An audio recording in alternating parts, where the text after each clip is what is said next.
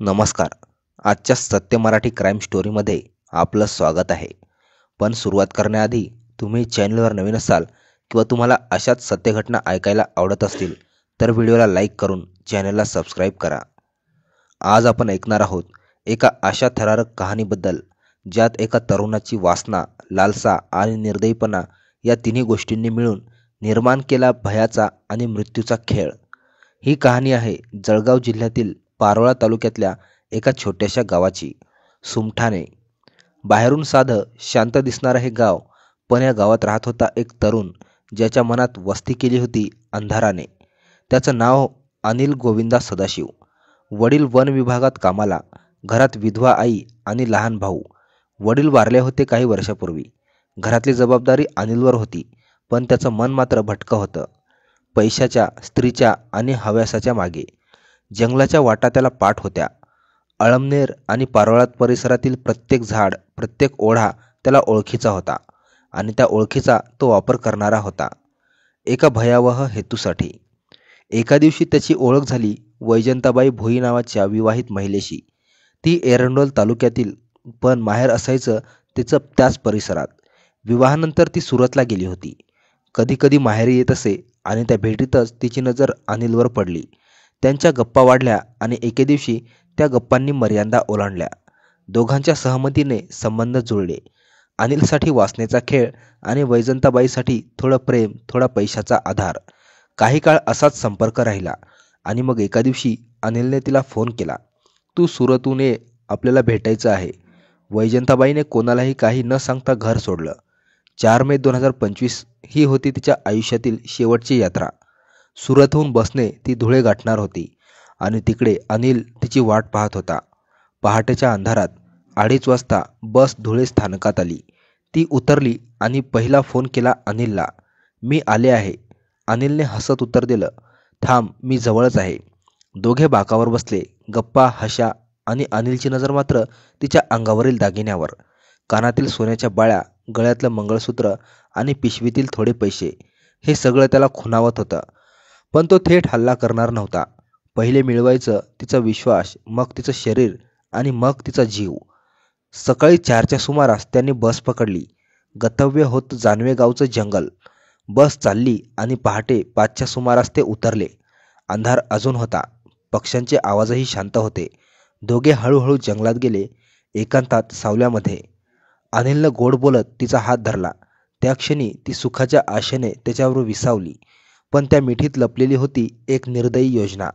थोड्याच वेळात अनिलच्या डोळ्यातील वासना हव्यासात बदलली. ज्या हाताने तिला जवळ घेतलं त्याच हाताने जवळचं लाकडी दांडगा उचलला आणि क्षणार्धात धाड, एक जब्बर घाव तिच्या डोक्यावर. ती तडफडली, रक्त वाहू लागलं आणि काही क्षणात शांत झाली. वैजंताबाई मृत पडली जंगलातल्या मातीवर. अनिलनं तिच्या अंगावरील दागिने काढले. पिशवीतील 30,000 रुपये घेऊन घटनास्थळ सोडून निघून गेला, जणू काही घडलंच नाही अशा थंड नजरेनं. त्या सोन्याच्या बाळ्या त्यानं अळमनेरच्या एका सराफाला विकल्या. थोडे पैसे हातात आले आणि त्याची हौस अजून वाढली. पण मित्रांनो, इथेच थांबली नाही ही कहाणी. एका खुनाने सुटलेला तो व्यास आता त्याची सवय बनत चालला होता. त्याला वाटू लागलं जंगलात कोणी बघत नाही, पुरावा राहत नाही, आणि हीच विचारसरणी त्याला घेऊन गेली पुढच्या गुन्ह्याकडे. पहिल्या खुनानंतर काही दिवस गेले. वैजंताबाईचा मृतदेह जंगलात कुजत पडला होता आणि कुणालाच कल्पना नव्हती की त्या गुन्ह्यामागे कोण आहे. दरम्यान अनिल पुन्हा गावात नेहमीसारखा वावरत होता. बाहेरून शांत, पण आतून पशू झालेला. तोच अनिल अमळनेर शहरात एका भिक्षा मागणाऱ्या महिलेला भेटला. तिचं नाव होतं शेहनाज बी इकलाब शेख. वय साधारण 50 वर्ष. जीवनभर संघर्ष, पण मनात प्रामाणिकपणा. ती रोज शहरात भिक्षा मागत होती, पण गाठीशी तिनं थोडं पैसे साठवले होते, तब्बल 70,000 रुपये. अनिलनं तिच्याशी गोड बोलून तिचा विश्वास जिंकला. तो बोलका होता, चतुर होता आणि शब्दांच्या माध्यमातून लोकांना आपल्या जाळ्यात अडकवणं त्याला उत्तम जमत होतं. एक दिवस त्यानं शेहनाजीबला सांगितलं, तू मला थोडे पैसे दे, कामात अडकले आहेत, 2 आठवड्यात तुला परत करतो. शेहनाजीबीने दया दाखवली. तिने 70,000 रुपये त्याला उधार दिले. पण दिवस गेले, आठवडे गेले, अनिलने पैसे परत केले नाही. ती त्याच्याकडे मागणी करू लागली. माझे पैसे दे रे अनिल, मला ते लागत आहेत. पण तो टाळाटाळ करत होता.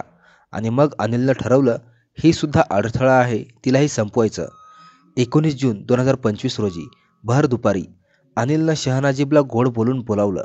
चल ना, मी तुला तुझे पैसे देतो, फक्त थोडे जंगलात जाऊया, मी तिथं ठेवलेत. निर्दोष मनाची शहानाजीबी त्याच्यासोबत निघाली. दोघे मोटरसायकलवर बसले आणि पिंपळकोंडा रस्त्याकडे निघाले. मोटरसायकल वेगाने चालली होती, पण नशिबानं त्या मार्गावर त्यांना अनिलचा एक परिचित भेटला.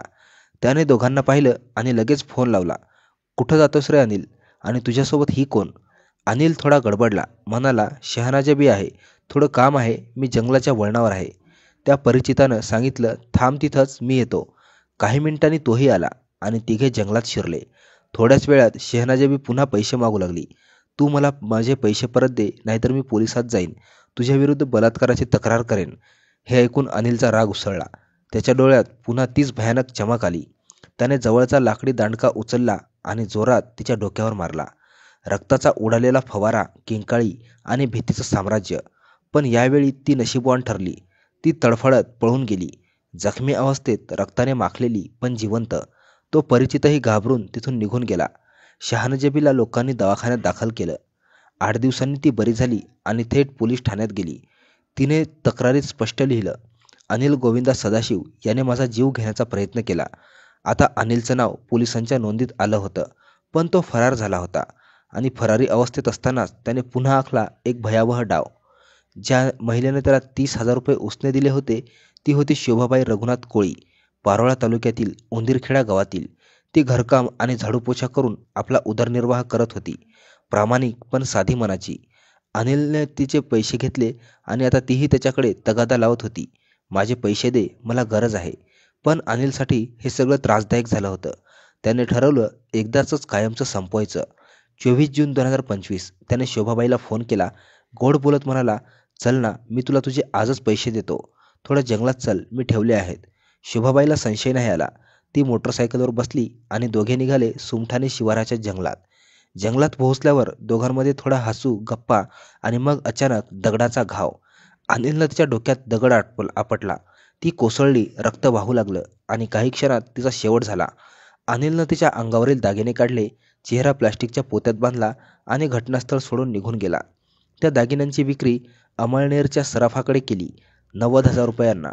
त्याला वाटलं हा गुन्हासुद्धा जंगलात गडप होईल, पण यावेळेस नियतीनं त्याला सापळ्यात ओढलं. दुसऱ्या दिवशी 25 जून रोजी जंगलात गुराख्यांचा एक मृतदेह दिसला, प्लास्टिकमध्ये बांधलेला, चेहरा ओळखता न येण्यासारखा. ते थेट गावच्या पोलीस पाटलांकडे गेले आणि मग पोलीस स्टेशनला बातमी पोहोचली. पोलीस निरीक्षकांनी तात्काळ फॉरेन्सिक टीमला बोलवलं. महिला, अंदाजे वय 40 वर्ष, चेहरा ओळखता येत नव्हता, पण हातात हिरव्या बांगड्या आणि मंदिरात मिळणारा नारंगी धागा होता. संपूर्ण जिल्ह्यात मेसेज पाठवले गेले, अनोळखी महिलेचा मृतदेह आढळला आहे, कुणी ओळख पटवू शकतो का? आणि 3 दिवसांनी 28 जूनला उंदीरखेडा गावचा तरुण गोपाल कोळी थेट पारोळा पोलीस स्टेशनमध्ये आला. त्याने मृतदेह पाहिला आणि डोळ्यातून अश्रू आले. ही माझी आई आहे, शोभाबाई कोळी. आता पोलिसांना दिशा मिळाली.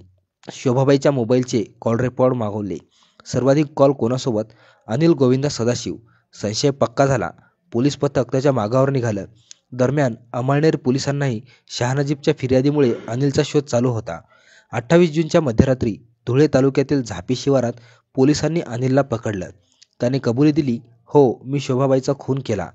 आता तपास सुरू झाला. अमळनेरच्या जंगलात सापडलेल्या जुन्या मृतदेहाचं सत्यही उलगडलं. तेथे सापडलेलं आधार कार्ड एका महिलेचं होतं. नाव होतं वैजंताबाई भगवान भोई. आणि मग जुळाले सगळे धागे. तीच वैजंताबाई जिच्यासोबत पहिल्यांदा अनिलने संबंध ठेवले आणि पहिलाच खून केला होता. मोबाईल लोकेशन, कॉल रेकॉर्ड्स, घटनास्थळावरील पुरावे सगळं एकच सांगत होतं. या सर्व गुन्ह्याचा सूत्रधार एकच, अनिल गोविंदा सदाशिव. त्याने केले 3 प्रयत्न. पहिल्यात स्त्री ठार, दुसऱ्यात ती वाचली आणि तिसऱ्यात पुन्हा एका निरापराधीचा जीव गेला. मित्रांनो, कधीकधी माणसाच्या मनातील हव्यास त्याचं विवेक हरवून टाकते. अनिलसारखा माणूस जंगलातल्या एकांतात गुन्हा करून परत सामान्य आयुष्य जगायचा प्रयत्न करत होता. पण तो विसरला, प्रत्येक गुन्हा काही ना काही ठसा ठेवतोच. एक आधार कार्ड, एक कॉल रेकॉर्ड आणि त्या ठश्यावरून उलगडलं संपूर्ण रहस्य. आज अनिल गोविंदा सदाशिव पोलिसांच्या तावडीत आहे. त्याच्यावर 3 गुन्ह्याचे आरोप आहेत, हत्या, खुनाचा प्रयत्न आणि लूट. पुढील तपास अमळनेरच्या DYSP यांच्या मार्गदर्शनाखाली सुरू आहे. ही होती कहाणी एका गावातील तरुणाची, ज्याने जंगलात आपल्या वासनेचा आणि लालसेचा अंधार फुलवला आणि शेवटी त्याच अंधाराने त्याला गिळून टाकलं. तुम्ही ऐकली क्राईम टाईम मराठी प्रस्तुत ही खरी गुन्हेगारी कहाणी. अशाच थरारक सत्य घटनावर आधारित कथा ऐकण्यासाठी आपल्या चॅनलला सबस्क्राईब करा आणि व्हिडिओ आवडला असेल तर लाईक शेअर नक्कीच करा. पुन्हा भेटूयात भयानक पण सत्य कथेसोबत. तोपर्यंत सावध राहा, सुरक्षित राहा. धन्यवाद.